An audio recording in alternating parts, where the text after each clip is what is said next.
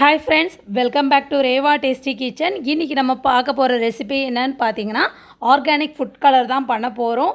அதுக்கு வந்து நான் ஒரு பெரிய சைஸ் பீட்ரூட் எடுத்துர்க்கேன். இது பாத்தீங்கன்னா ஒரு 1/2 kg அளவுக்கு இருக்கு. இப்போ இந்த மேலே இருக்கறதை இத கட் பண்ணி எடுத்துட்டு இத நல்லா தோல் சீவி எடுத்துருவோம். நம்ம சேனலை ஃபர்ஸ்ட் டைம் பார்க்குற வியூவர்ஸா இருந்தா நம்ம சேனலை மறக்காம Subscribe பண்ணிக்கோங்க. அது பக்கத்துல இருக்க பெல் ஐகானை கிளிக் பண்ணீங்கன்னா ஆல் என்ற ஆப்ஷன் வரும். அதை கிளிக் பண்ணிங்கன்னா நான் தினம் போடுற வீடியோஸ்லாம் உங்களுக்கு நோட்டிஃபிகேஷனோடு வரும். இப்போ வந்து இதை தோல் சீவி எடுத்தாச்சு.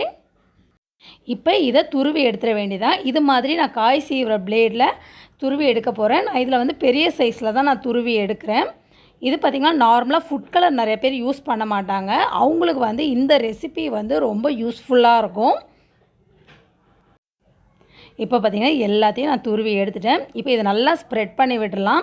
இதே மாதிரி நீங்கள் கேரட்டில் கூட செய்யலாம். அது ஆரஞ்சு கலர் ஃபுட் கலரில் வரும். இப்போ இதை நல்லா ஸ்ப்ரெட் பண்ணிட்டேன். நீங்கள் 2 பிளேட்டில் கூட சர்வ் பண்ணி காய வச்சு எடுக்கலாம்.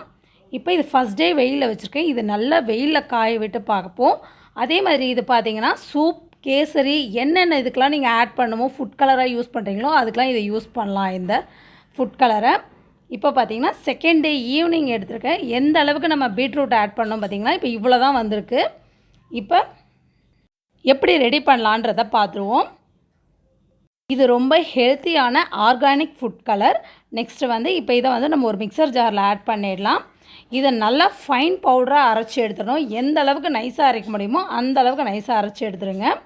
இப்போ பார்த்திங்கன்னா நல்ல வெயிலில் காய விட்டு நல்லா நைஸாக அரைக்கணும். இப்போ இதை ஒரு பவுலில் சேஞ்ச் பண்ணிடுறேன் பாருங்கள்.